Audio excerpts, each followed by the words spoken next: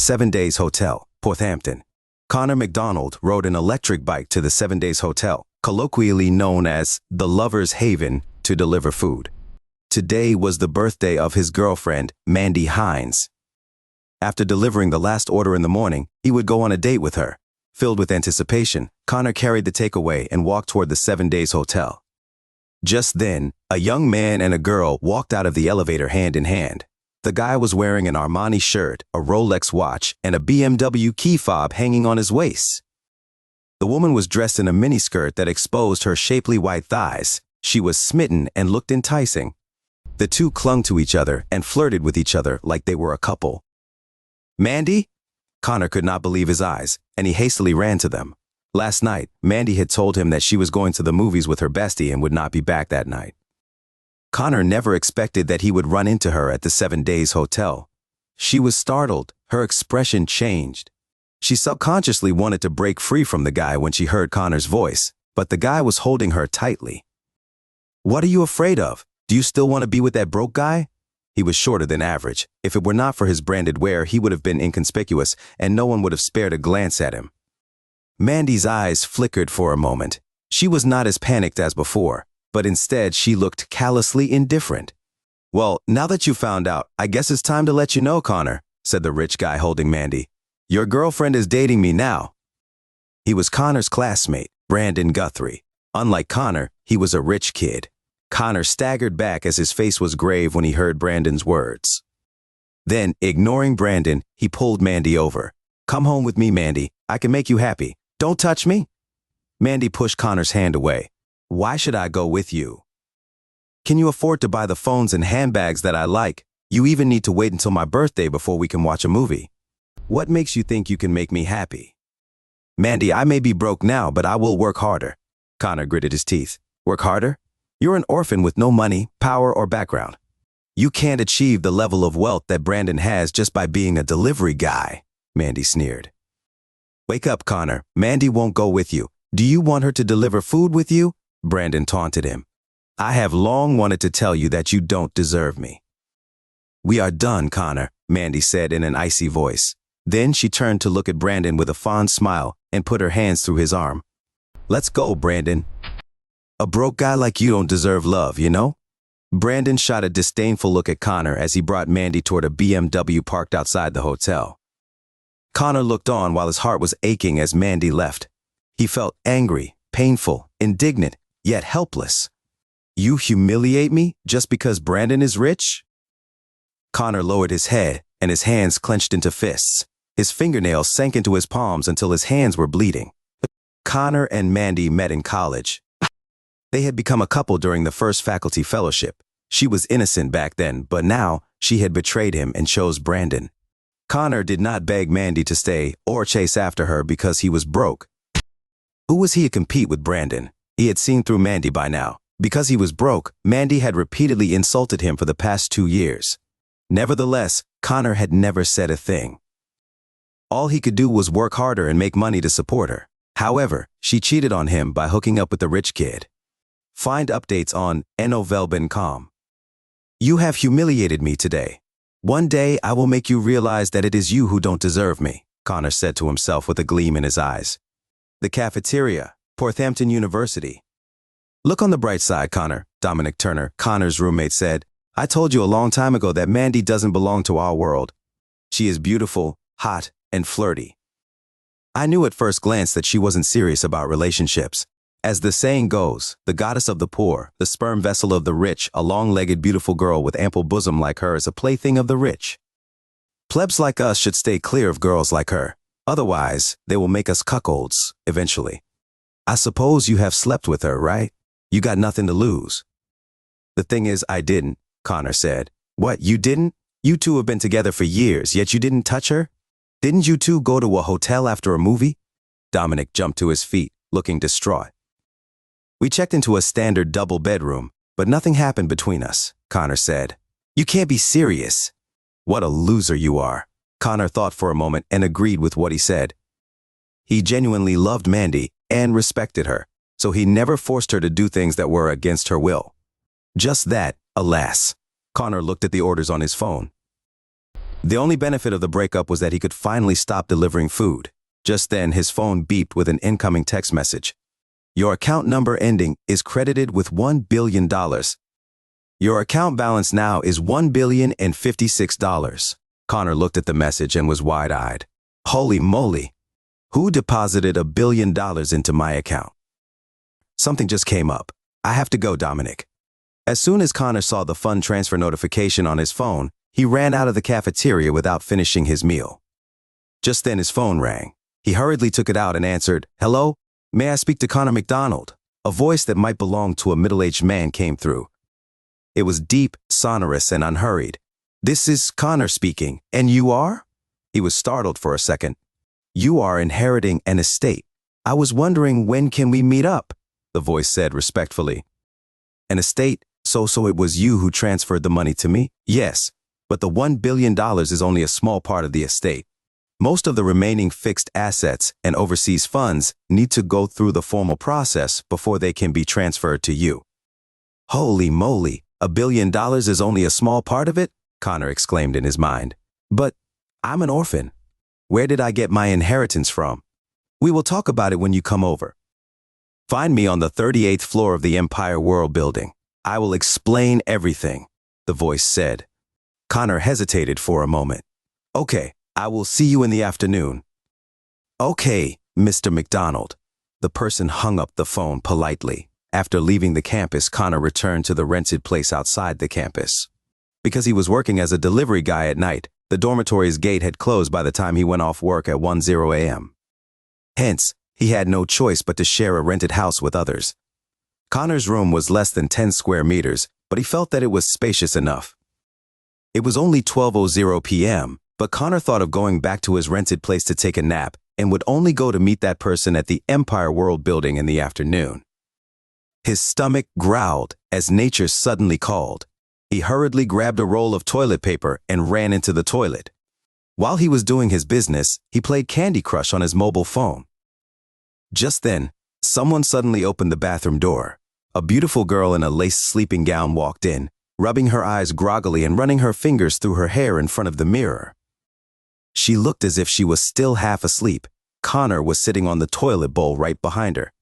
Unaware that Connor was behind her, the girl put her hands to her waist and started to take off her clothes. She lifted her sexy lace sleeping gown, pulling it up little by little, revealing her sexy waistline and the seductive black strap. She had a hot body, a pretty face, long legs, dark wavy hair, and a very youthful vibe. Connor's eyes almost popped out of their sockets, and he forgot to make a sound. Halfway through with the undressing, the girl opened her eyes, looked in the mirror, and saw the wide-eyed Connor behind her. Coming to her senses, she grabbed the cosmetics on the side and hurled them at Connor. "Connor, you stinky hooligan!" the girl screamed as she pushed the door open and scrambled out. Connor hurriedly pulled up his pants and ran out. Because he was in such a hurry, he accidentally bumped into the couch and groaned in pain. After catching his breath, Connor yelled at the room next door, "Are you crazy, Mina?" The beautiful girl was Mina, who shared an apartment with Connor. "I dare you to say that again!" Mina's angry voice came before her hot body appeared in the doorway. Her face darkened as she glared at Connor with knife-like eyes as if she was going to kill him. "Why did you break into the bathroom and hurled cosmetics at me?" Connor patted the cosmetic powder off his face, looking pissed. Was she entitled to bully him just because she was a girl? Mina stared at him angrily as she came up, wanting to give him a fair one. "You freaking pervert and stinky hooligan. It was you who hid in the toilet to peep at me. Yet, you still have the nerve to accuse me with your chop logic." Connor flipped out upon hearing that. "I peeped at you. Get your facts right. The bathroom is only this big. Where would I hide?" Mina walked over angrily and was stunned when she heard that. She lost her mind when she was angry just now. But looking back, Connor really had no place to hide considering how small the bathroom was. Mina blushed and continued, "Then why were you hiding in the bathroom?" "I was hiding in the bathroom? Come on. It was you who broke into it, okay? Do you think that everyone is like you, hiding in the house every day without having to work or go to class?" "I'm not going to argue with you. I have something going on," Connor said sarcastically to Mina. Connor was furious. Mina was the one who suddenly came in when he was doing business in the toilet. Connor was an orphan who went to Porthampton to attend college. He rented a room outside while working as a food delivery guy during his free time to make ends meet to support himself and his girlfriend. Mina was already staying there when Connor moved in. Despite living under the same roof for half a year, there was little interaction between them. Connor usually delivered takeouts besides attending classes, while Mina shut herself in the house. No one knew what she was doing. When Connor was not working, he would wonder if his sexy housemate was someone's kept woman, as every time he saw her, she looked tired. A misunderstanding, like today, was the first time it had happened.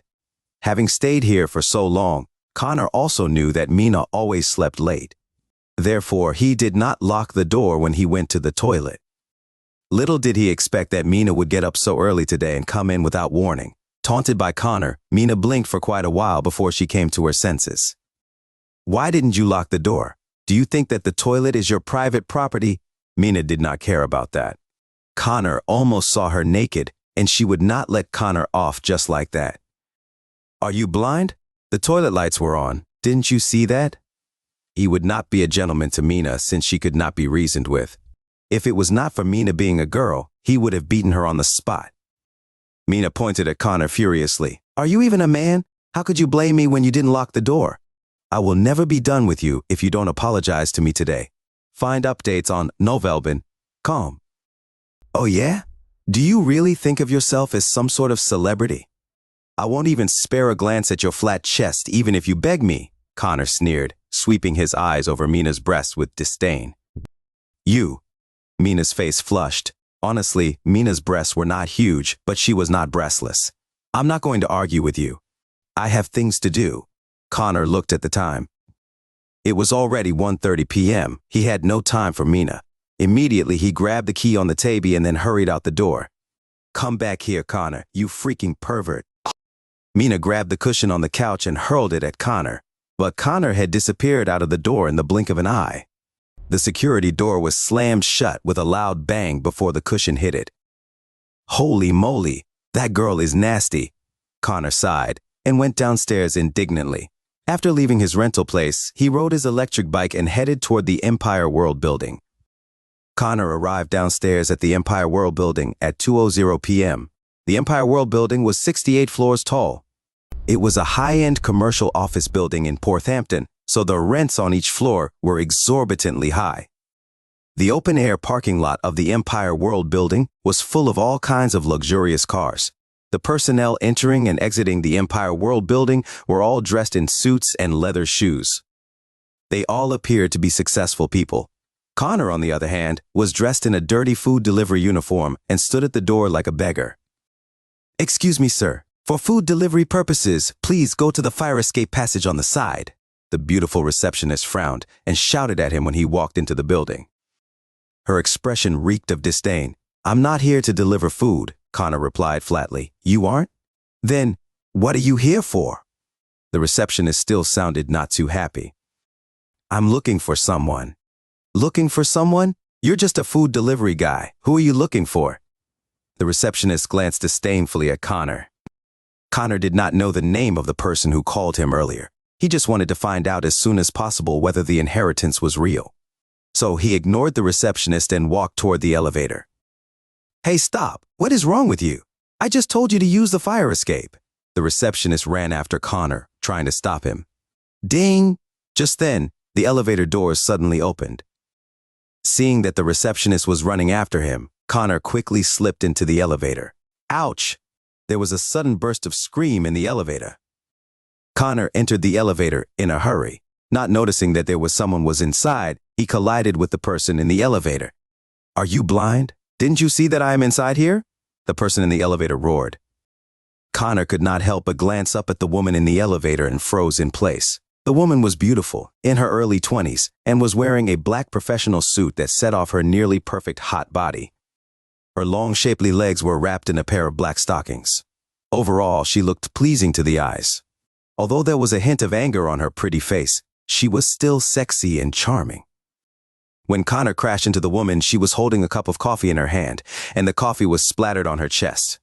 "You freaking delivery guy! You are not supposed to be in this place. Security, get him out!" The woman scolded in disgust when she saw Connor wearing a yellow food delivery uniform. "I'm sorry. I was in a hurry, and I didn't notice you here." As Connor spoke, he took a tissue from his pocket and tried to wipe the coffee off the beautiful woman's clothes. When he reached his hand to the lapel of her suit, the woman screamed instinctively, "Ah, help! Help!"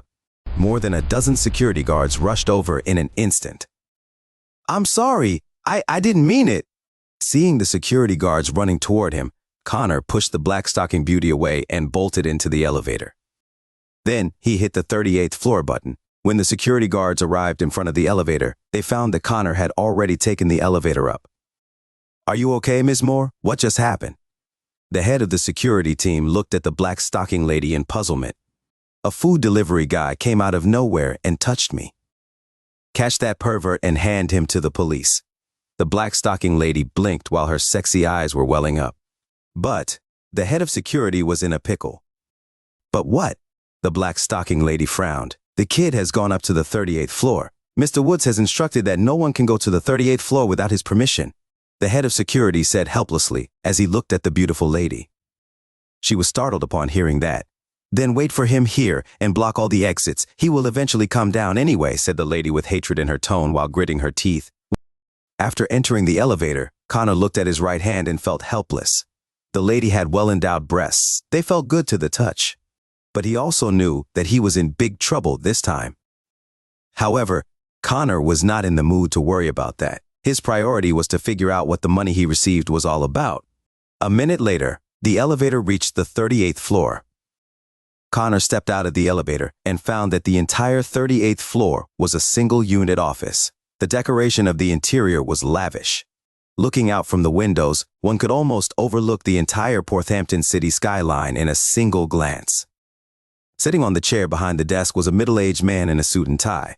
When the man saw Connor, he hurriedly got up, walked over to him, and said respectfully, "I've been expecting you, Mr. McDonald." "So, you're the person who called me?" Connor asked with a frown. "Yes, allow me to introduce myself. My name is Thomas Morgan, General Manager of Empire World Corporation," the man said with a smile. Connor nodded, looking around the office, and asked, "You called me and said that I have inherited an estate. What is going on?" "Mr. McDonald, do you remember your granduncle?" Thomas asked in a low voice. "My granduncle?" Connor was stunned. Suddenly he remembered that he had indeed seen his granduncle when he was a child. The thing was that his family said that his granduncle had died when he was still in elementary school. "Your granduncle was the chairman of Empire World Corporation. At the beginning of founding the company, Mr. Barry emigrated abroad and lived alone. Because he has no children and other next of kin, all his property will be passed on to you," Thomas said slowly. "I will inherit it all alone." Connor was stunned, not expecting that the stories that only existed in TV series had happened to him. "Yes, let me give you a brief explanation of Mr. Barry's estate. He has $1 billion cash in the country, which I have transferred to you in advance. But that is only a small part of it, since Mr. Barry had been living abroad for a long time. Besides Empire World Corporation in Oprana, his estate includes Terrence Group in Europe, Radiant Group, and several African oil companies." Thomas took out a document from the drawer and explained to Connor the estate that he was to inherit. In the beginning, Connor was still listening attentively to Thomas's explanation. But toward the end, Connor felt that it was too surreal and could not help but interrupt Thomas. "Hold on a second, Mr. Morgan. Are you sure that all these are mine alone?" "Absolutely." Thomas nodded, looking at Connor sincerely. "How much are these assets worth?" Connor continued to ask. "Well," Thomas was startled for a second, and then he said softly, "Conservative estimation shows that it's 10 trillion US dollars. 10 trillion? And it's in US dollars?" Connor was wide-eyed and voice trembling upon hearing what Thomas said. "Absolutely." Thomas looked at Connor and nodded. "That's impossible." Connor shook his head. "You must be lying. My grandfather has a cousin, but I never knew that he is so wealthy. $10 trillion should have put him on the list of world's richest men." "I suppose you are talking about the Forbes list of the world's billionaires, right?" Thomas looked at Connor and smiled. "That's right. That's the list. If he was really that rich, he would have been on the list a long time ago, right? Let me tell you this, the people you see on the list are not really rich enough. They are on the list just to increase their fame in order to get better social resources. Mr. Barry had long passed that stage and had been living abroad for a long time. He just didn't want to reveal his identity. Connor looked at Thomas and felt that he was not lying. Even if Thomas was a liar, there was no reason for him to deceive a penniless guy like him.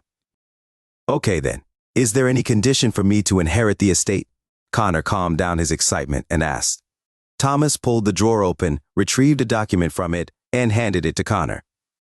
This is the will that Mr. Barry made when he was hospitalized. You just need to sign it, and the inheritance will be yours. But there is one thing that you need to be aware of. What's that? Connor asked in puzzlement as he took the will from Thomas. Before Mr. Barry passed away, he specifically instructed that before you could inherit his estate, you must marry Freya Phillips. Otherwise, the estate would be donated to charitable foundations in its entirety, Thomas said slowly. Marry Freya Phillips? Who is Freya Phillips? Connor was stunned, not expecting that he had to fulfill such a special condition before he could inherit the estate. So, the inheritance came with a wife attached. According to the will, I can't reveal any information about her, Thomas said. Is Freya overweight and ugly? Connor asked with a frown. You don't have to worry about her. Even if she isn't good looking, you can turn her into a beauty as long as you have money in this modern age, Thomas said with a smile. What you said makes sense. Connor rubbed his nose and nodded. Okay, I agree. If you have no further questions, sign the will now and it will take effect immediately. Thomas pushed the will in front of Connor. Connor had no reason to refuse such a massive inheritance. He would marry a pig, not to mention an ugly woman, for the inheritance. It was because Connor had suffered enough from being poor. After Connor put his signature, Thomas put away the will, took out a black card, and handed it to Connor respectfully. What is this? Connor took it in puzzlement. It is the American Express Centurion card, the most prestigious debit card that American Express had launched in the United Kingdom in 1999. With this card, you can enjoy the world's top member-only benefits and services, and you can spend at will with no spending limit. Connor studied the Centurion card and smiled at Thomas. Are you sure I can use this card at will and there's no spending limit? Absolutely.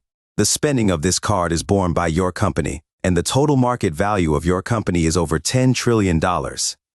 So, if the spending is within $10 trillion, then it will be fine, Thomas explained softly. I didn't know that there was such a powerful debit card. Connor grinned as he was ready to leave in a moment so he could give the card a try. By the way, Mr. McDonald, this is my business card. I am running the company for you. If you encounter any trouble, feel free to call me. Thomas handed Connor the business card respectfully. I will. Connor took the business card. If there is nothing else, I'll go now. Let me see you out, Thomas said politely. It is all right. I can go by myself. Connor casually held up a hand and left Thomas's office. 5 minutes later, Connor stepped out of the elevator. More than a dozen security guards swarmed over and surrounded Connor, who looked dumbfounded, not knowing what to do. I have been expecting you, you little pervert. The black-stocking lady whom Connor had touched earlier came out of the crowd with her arms akimbo. She looked at Connor with a sneer in her eyes. How dare you molest Ms. Moore, you freaking delivery guy? You must have a death wish. You should have looked at yourself in the mirror, you shameless pervert. The beautiful receptionist also joined the others to bash Connor. It's true that it was my fault earlier, but I already apologized to you. What else do you want? Connor said to the black-stocking lady in front of him with a frown.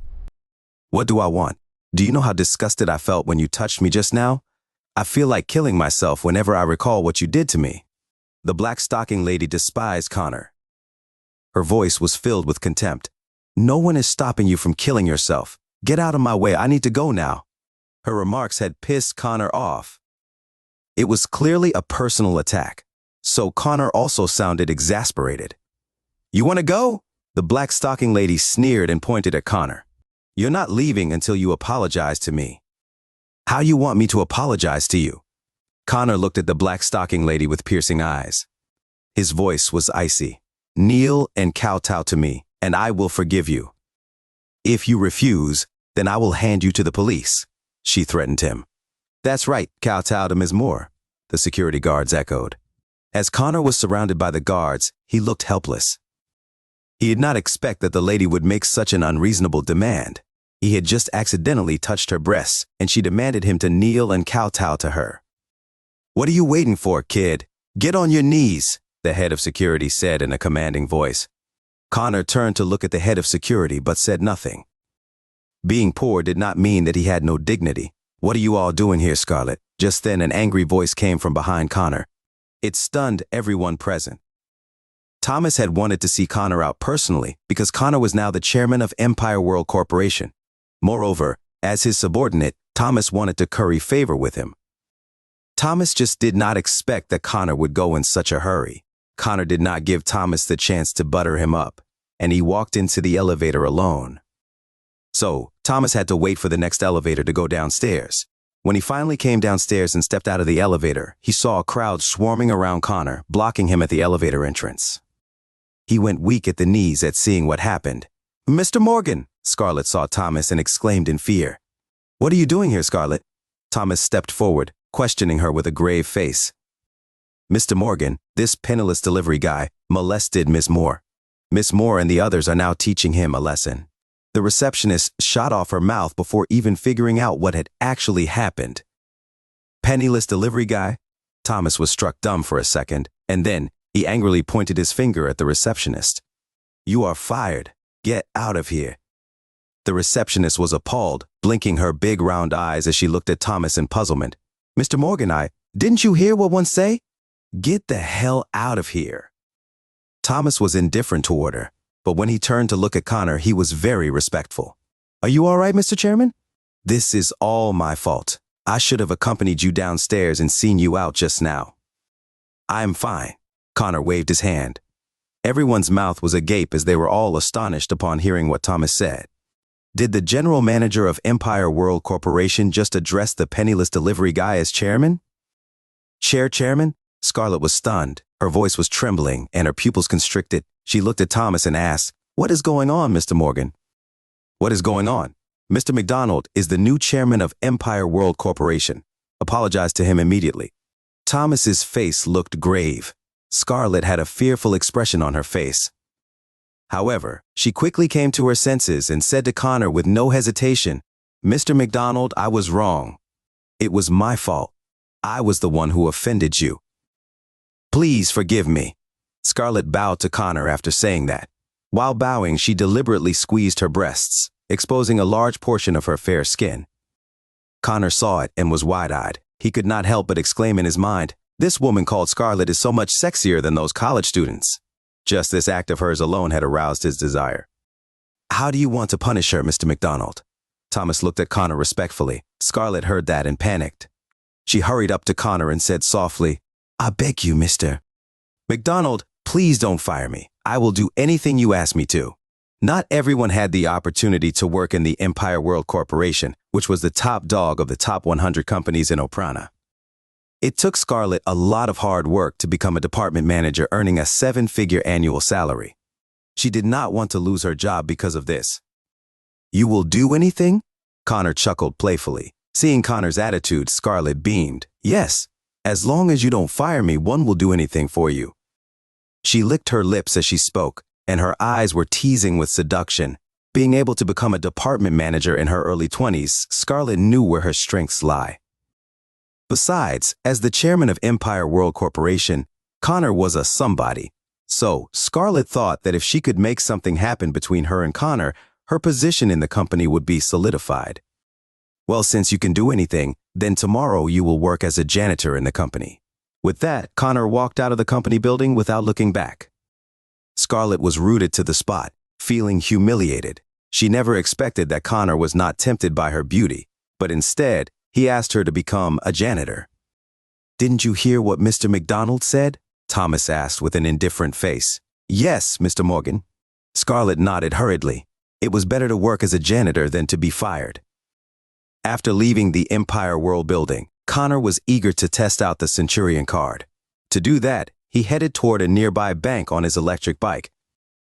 5 minutes later, he entered the banking hall of the bank. Since it was a weekday, there was no crowd in the bank. He went straight to the teller counter. The teller lady, a woman in heavy makeup and a professional suit, saw Connor come in and said lazily, "How may I help you?" She sounded cold. Having been in the job for so long, she could tell the background of the person at a glance. Connor was wearing a food delivery uniform, looking like a pauper through and through. The teller lady acted unenthusiastically, thinking he was just another insignificant customer. Nevertheless, Connor did not mind her bad service attitude. "I would like to perform a withdrawal," he said flatly. "Withdrawal? Don't you see the ATMs over there?" The teller lady sounded not too pleased. "Just Google it a little if you don't know how to use them. I'm busy." Busy? She was so free that she could take a nap there if she wanted to. Her attitude pissed Connor off, so he called out, "One demand to see your manager." Connor raised his voice.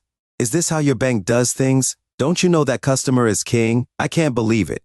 Hearing the noise in the banking hall, the branch manager hurried out. "What's going on?"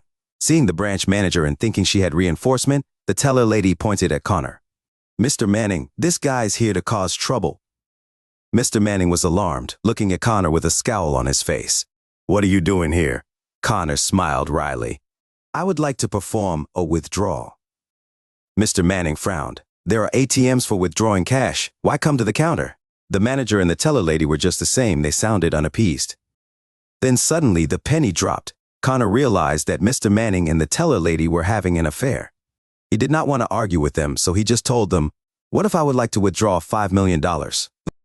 $5 million? The teller lady scanned Connor and taunted, "A food delivery guy like you wants to withdraw $5 million? Ha ha, you must be kidding me.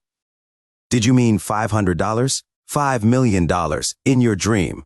Mr. Manning also did not believe that the guy who looked like a loser could withdraw $5 million. However, a branch manager like Mr. Manning was a sly old fox. He cocked an eyebrow and asked, "Do you really want to withdraw $5 million? The teenager wearing a food delivery uniform might look like a loser, but sometimes it was hard to predict the quirks of the rich. That was why he asked. Connor sneered. "Why else would I come here if not for withdrawing money? Or do you expect me to play games here? I have to inform my superior for such a large sum of money." Mr. Manning said indifferently, "Why don't you go to the lounge and wait for a while?" Connor nodded. "No problem." The teller lady sneered. "Mr. Manning, don't tell me that you really think he has $5 million to withdraw, do you? Shut up and knock it off." Mr. Manning was not too happy. One could tell from his experience that Connor was not joking. Connor was really going to withdraw $5 million. Ordinary folks would not come and ask to withdraw $5 million at one go. He was eager to cozy up to a super rich kid like Connor. The teller lady shut up immediately when Mr. Manning chided her, but she still had a disdainful look on her face. She did not believe that Connor had so much money to withdraw. A food delivery guy pretending to be a rich kid.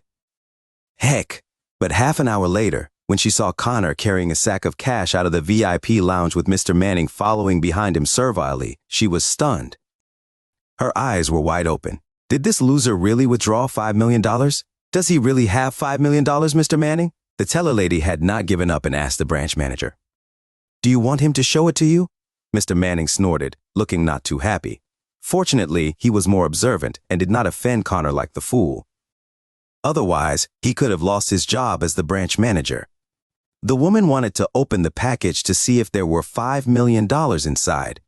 However, she choked back just as she was about to open her mouth. "I apologize to you if my staff has said something that offends you, Mr. McDonald," Mr. Manning said respectfully. He then took out a business card. "This is my business card. You may come to me directly if you need help in the future." Anyone with a working brain knew that a person who could withdraw $5 million in cash was a VIP customer. He did not become a branch manager for nothing. He had to fawn up to Connor as he did not want to lose this VIP customer to other banks. Connor nodded faintly, took the business card, and put it in his pocket.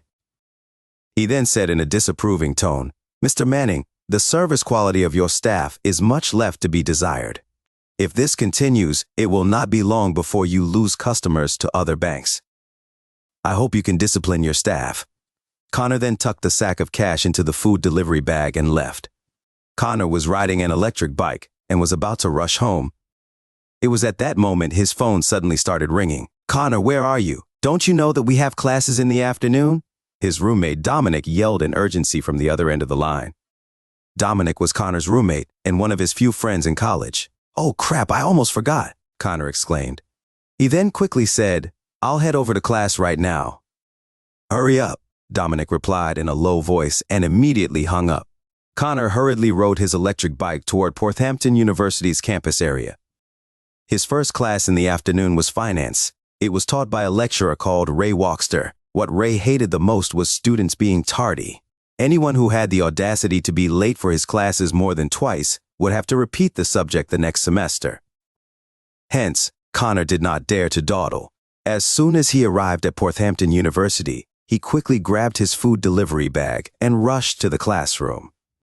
5 minutes later, he finally arrived at the classroom, but he was still late. When Connor got to the classroom entrance, he felt the whole class staring at him. For a whole minute, Ray paid no heed to Connor and carried on his lecture in the class. "Excuse me?" Connor called out as he stood by the door. Ray finally put the pointer down and turned to look at Connor. He said coldly, "Connor McDonald, did you lose track of time delivering takeouts? Do you have any idea what time it is now? Are you here to learn or to deliver takeouts?" Ray obviously was not really expecting an answer from Connor when he asked these questions. He just wanted to humiliate Connor. All students in the class burst out laughing when they heard Ray's words. Connor, who was currently in his yellow uniform, was holding a food delivery bag. He truly looked like a food delivery person. "Come here, open that food delivery bag you have in your hand and show everyone the delicious takeouts that you've delivered today." Ray continued ridiculing him. "Ha ha ha ha!" Once again, the classroom was filled with roaring laughter. The two who laughed the loudest were Mandy and Brandon. They were currently sitting in the last row of the classroom and flirting with each other. The sight of them made Connor feel bitter. That was because when Connor was still with Mandy, she had never sat with him before. All of his classmates obviously knew about Mandy dumping him. "I don't think that's necessary," Connor said indifferently. Although Ray Walkster was a lecturer at Porthampton University, he was not an educator who cared about the students. On the contrary, he looked down on poor students, so he often picked on Connor in his previous lessons. However, Ray had always tried to please the students from wealthy families. It was as if he was a lapdog. "Take your food delivery bag with you and quickly get to your seat. I'm warning you, the next time you're late, you won't be in my class anymore." "The poorer they are, the more hopeless they are," said Ray coldly. He lost interest upon seeing Connor's reaction. Connor could only oblige obediently. He walked into the classroom with a food delivery bag in his hand. Many of his classmates were looking at the food delivery bag he had in his hand. They were even whispering to each other and letting out faint sounds of laughter. All of them were probably talking about him delivering food. Connor sat in his seat but did not pay attention to the lesson. He felt bitter as he peered at the last row, where Brandon and Mandy were sitting. The source of this content, NOVLBN. "Connor, are you all right?" Connor's roommate Spencer whispered beside him. "I'm fine," Connor replied indifferently. "Why were you late? By the way, I heard that you and Mandy—" "Spencer, don't bring up something like that," said Dominic with annoyance while punching Spencer on the shoulder. Dominic and Spencer often helped Connor back when they were still in school, and Connor never forgot how good they were to him. "I'm fine, really." Connor forced a smile at the two and placed the food delivery bag under his feet. Dominic and Spencer thought Connor was in a bad mood, so they did not continue bothering him. One class period ended very quickly. After Ray had left, a sweet-looking girl stood up. "Class, tomorrow is Valentine's Day. Let's have dinner together," she shouted while smiling. The girl, who was only in her early 20s, was very pretty and had a shapely figure. Her legs were fair and long. She had donned a blue short dress and a pair of sports shoes which made her look youthful and energetic. She was Eunice Tanner, the course representative of finance. Eunice was kind-hearted and innocent. She had never looked down on Connor for being poor. On the contrary, she had helped Connor many times. "Yes, we can finally have a dinner party together. The student representative has spoken, so all of us must go." Everyone in the class immediately became restless. At that moment, Dominic ran to Connor. He placed his hand over Connor's shoulder and said, "Con, come join us today. It's been a while since we had a dinner party together as a class." "Dominic, why are you inviting that pauper? How could he have the money to attend the dinner party?" A girl in a pencil skirt yelled at Dominic loudly. Connor could not help but lift his head to look at the girl. She was May Young, Mandy's best friend and roommate. May looked down on Connor and often bullied him. A huge part of the reason behind Mandy dumping Connor and choosing to be with Brandon was due to May's instigation. Exactly. How can a pauper like Connor afford to go to a dinner party? Mandy's other roommate, Lily Sullivan, added sarcastically. May, Lily, what are the two of you talking about? Dominic yelled, feeling irritated. Was I wrong? Would this penniless food delivery person have the money to join a dinner party? We had so many dinner parties together as a class, but have you ever seen him join one? May responded while rolling her eyes. I'll pay for Connor if he doesn't have the money. Is it really necessary for all of you to humiliate him like this? Said Spencer, who stepped forward. He could not stand them anymore.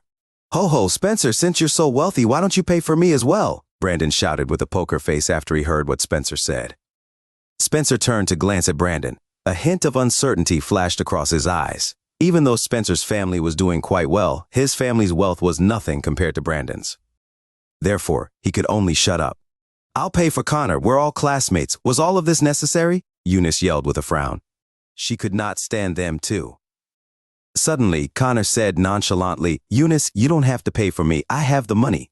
When Connor's classmates heard him say that, they were stunned. All of them had very strange expressions. None of them expected Connor to agree to come to the dinner party out of the blue. Classmates with everyone for 3 whole years. Usually, Connor did not join them no matter the kind of. After all, Connor was currently in junior year, so he had been classmates with everyone for 3 whole years.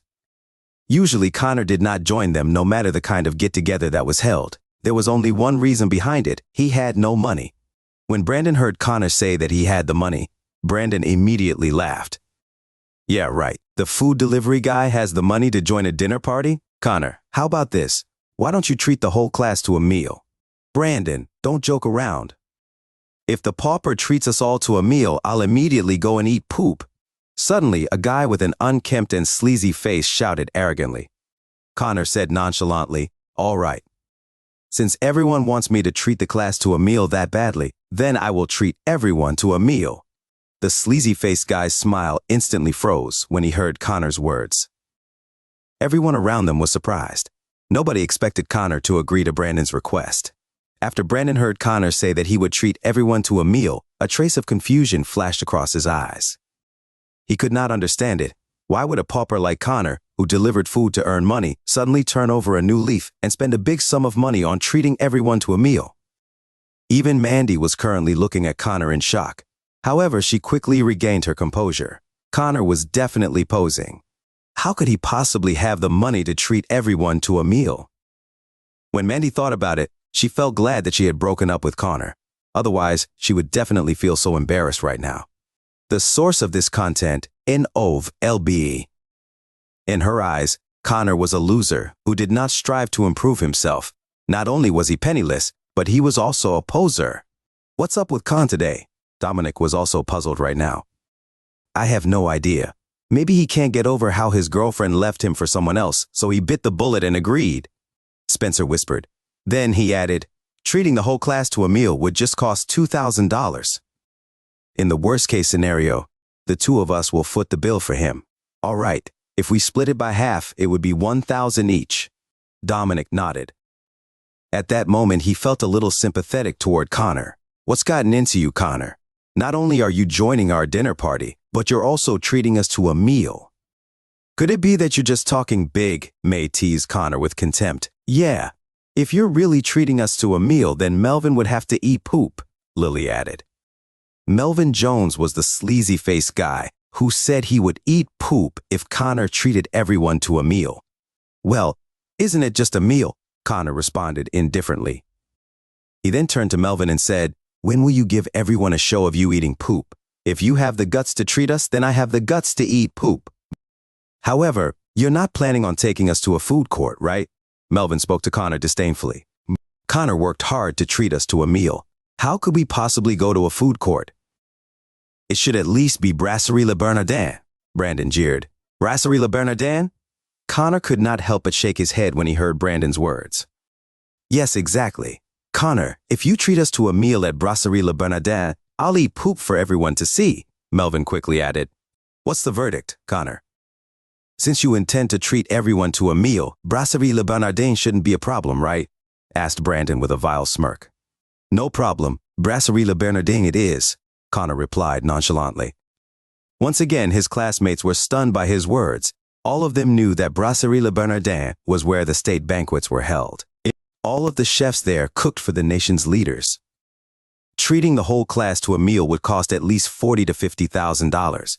How could Connor possibly afford it? Has Connor gone crazy? Why did he agree to it? Dominic gasped lowly. If they went to a normal food court, both he and Spencer could afford to pay for the meal if they each paid half. However, if it was Brasserie Le Bernardin, the two of them would not even be able to afford it, even if they sold themselves for money. Going to Brasserie Le Bernardin isn't a problem. However, I have one condition. At that moment, Connor suddenly spoke. What's the condition? Brandon asked while looking at Connor. For today's dinner party at Brasserie Le Bernardin, you and I divide the check by 50-50. How does that sound? Ho-ho 50-50? Brandon sneered and said with contempt, not a problem. The cost for today's dinner party, we'll split it 50-50. Brandon, you're a champ. Whoa, I'm actually going to dine at Brasserie Le Bernardin. Their classmates burst into cheers when they heard what Brandon said. A meal at Brasserie Le Bernardin with this many people would cost at least $40,000 to $50,000. Even though it was only half of the check, it still amounted to more than $20,000. Even though this pained Brandon a little, it did not mean that he could not afford the amount. On the contrary, he felt like Connor could not shell out the amount of money. Connor, just you wait. I'll see what you'll do when we pay for the check later. Brandon looked at Connor's back and smirked. A while later, they arrived at the most famous restaurant in Porthampton, Brasserie Le Bernardin. The moment Connor's classmates entered Brasserie Le Bernardin, their eyes were wide in astonishment. Even though many in Porthampton University were born into second-generation wealth, it did not mean that all students were very wealthy. There were students from average-income families who had never been to a place like that. Meanwhile, Dominic and Spencer were trailing behind Connor with anxious expressions. Con, do you really have enough money to treat everyone to a meal? Spencer hesitated for 2 seconds before whispering to Connor. Don't worry. Since I dared to come, I must have the money to foot the bill, Connor responded calmly. But just as Spencer was about to speak, a beautiful lady in a white bodycon dress walked over to Connor and everyone else with a smile. When the beautiful lady saw Connor, a hint of contempt flashed across her eyes. She then turned to Brandon and bowed while saying, Mr. Guthrie, are you here for a meal? That's right, we're here for a meal. Get me a big private dining room, Connor said in a conceited tone. Of course, Mr. Guthrie. We currently have the standard private dining room for $28,000, the VIP private dining room for $58,000, and the Supreme private dining room for $88,000. Which would you prefer? The beautiful lady asked softly with a smile on her face. When Brandon heard what the beautiful lady said, he could not help but turn to Connor and say to him softly, Connor, it wasn't easy to get everyone to come to Brasserie Le Bernardin for once. I think the standard private dining room seems ingenuine. We might as well get the VIP private dining room. Brandon, aren't you being too unreasonable? The minimum cost for the VIP private dining room is $58,000, Dominic shouted, as if he was a little dissatisfied. Everyone present knew that Brandon was deliberately making things difficult for Connor. If Connor actually bit the bullet and agreed, then he would have to spend a lot of money. If he did not agree, he would then be embarrassing himself in front of everyone. Brandon ignored Dominic and said to Connor, So, just say the word, yes or no. Could it possibly be that you're frightened by the price of the VIP private dining room? There's no need to get a VIP private dining room, Connor said nonchalantly. Ha ha ha ha, I knew you were a pauper. You don't have the money, yet you're still posing. Let's switch to the standard private dining room then. The reason Brandon had actually said those words just now was merely to ridicule Connor.